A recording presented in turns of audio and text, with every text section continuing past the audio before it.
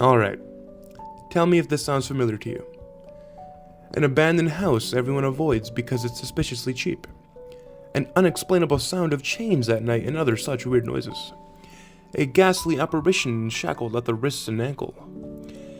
The cool-headed skeptic who marches in with a notebook, determined to debunk the rumors. A hidden corpse that just wants a proper burial.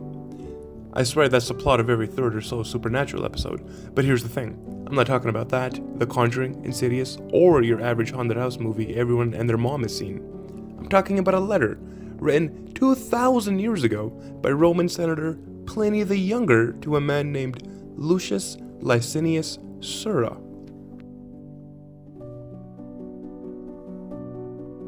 This letter is not some gossip being passed around the block.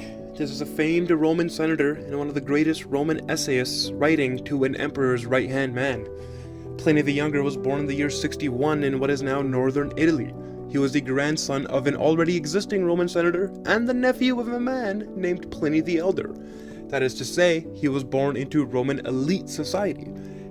His uncle, Pliny the Elder, was already someone very famous in Rome at the time for his intelligence and his writings. Most famously, Naturalis Historia, which is sort of like an early encyclopedia. When Pliny the Younger was around 18, his uncle, Pliny the Elder, died trying to save his friend in Pompeii when Mount Vesuvius erupted. The Elder left his estate to his nephew since he did not have any children himself. 2 years later, Pliny the Younger was elected into Roman public office at the age of 20, and from there he worked all sorts of jobs in Roman high society. He went off to be a lawyer, a judge, and at one point he was elected as augur. Augur was a public position in the Roman government whose job it was to interpret the will of the gods by looking at birds. Huh? Yeah. Unsurprisingly, when your drinking water comes from lead pipes, you are prone to some strange beliefs. So all in all, Pliny the Younger was a member of Roman elite society and held powerful positions in the government throughout his life for multiple Roman emperors. Lucius Licinius Sura, who I will be calling Sura from here on, was born approximately 20 years before Pliny the Younger, sometime around the year 40, in what is modern-day Tarragona, Catalonia, in Spain. We know less about his life than we do Pliny the Younger, because unlike his friend, we don't have any existing documents written by Sura, nor do we know if he ever even wrote anything meant to be published. But we do know some things about him. He was a close friend and right-hand man of Emperor Trajan, and it's possible he even helped Trajan get into that position in the first place, though this is heavily debated. We know he served as Roman consul on 3 separate occasions, consul being the second most powerful position in the Roman government, right behind the emperor. We also know he participated in Trajan's second campaign against the Dacians. What his position was during this war is something we are unsure of, but whatever he did was done well enough for him to be awarded his third and final consulship. After his tenure as consul for a third time, he disappears from the historical record. According to Roman historian Cassius Dio, who's writing about 60 years after Sura probably died, Trajan gave him a public funeral and even had a statue erected for him. Now that statue was lost to time, but unearthed in 1550, so around 1500 years later, with an inscription that confirmed it was for Sura, and then we lost it again. Sometimes that's history for you. We also have this column for Trajan that most historians agree has Sura on it. That's him right there, but not the only time he appears on the column. So this letter is not being sent from some random Joe on the street to your average Twitter user. This is the ancient equivalent of a Nobel laureate sending a message to a high-ranking general in the army. I would say Secretary of Defense, but it seems you don't have to be too smart to do that nowadays.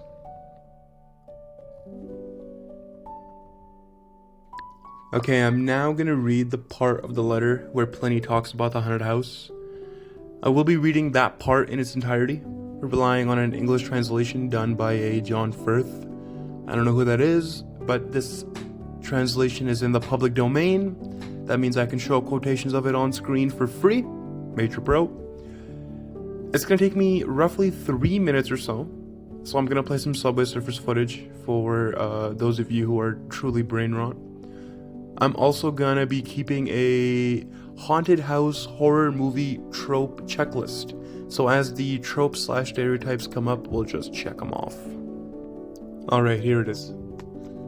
Now I want you to consider whether the following story, which I shall tell you just as I heard it, is not even more terrifying and no less wonderful than the other.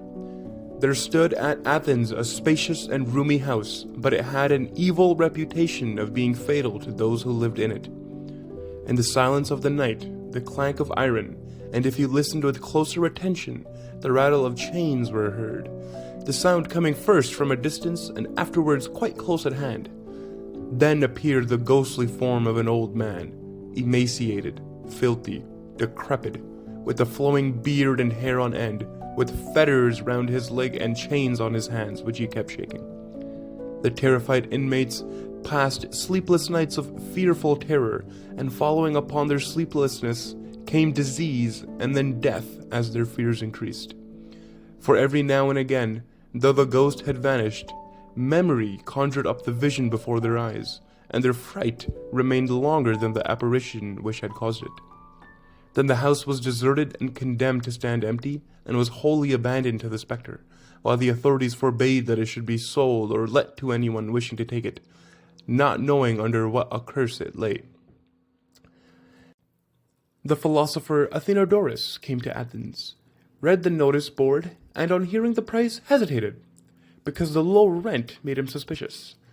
Then he was told the whole story, and, so far from being deterred, he became the more eager to rent it. When evening began to fall, he ordered his people to make him up a bed in the front of the house and asked for his tablets, a pen, and a lamp. Dismissing all his servants to the inner rooms, he applied mind, eyes, and hand to the task of writing, lest, by having nothing to think about, he might begin to conjure up the apparition of which he had been told and other idle fears. At first, the night was just as still there as elsewhere. Then the iron was rattled and the chains clanked. Athenodorus did not raise his eyes nor cease to write, but fortified his resolution and closed his ears. The noise became louder and drew nearer, and was heard now on the threshold, and then within the room itself. He turned his head and saw and recognized the ghost which had been described to him. It stood and beckoned with its finger as if calling him, but Athenodorus merely motioned with his hand as if to bid it wait a little, and once more bent over his tablets and plied his pen. As he wrote, the spectre rattled its chains over his head, and looked round. He saw that it was beckoning as before, and so, without further delay, he took up the lamp and followed. The spectre walked with slow steps, as though burdened by the chains. Then it turned off into the courtyard of the house and suddenly vanished, leaving its companion alone, who thereupon plucked some grass and foliage to mark the place.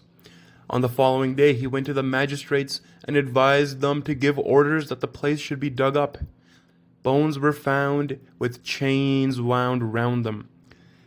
Time and the action of the soil had made the flesh moulder, and left the bones bare and eaten away by the chains, but the remains were collected and given a public burial.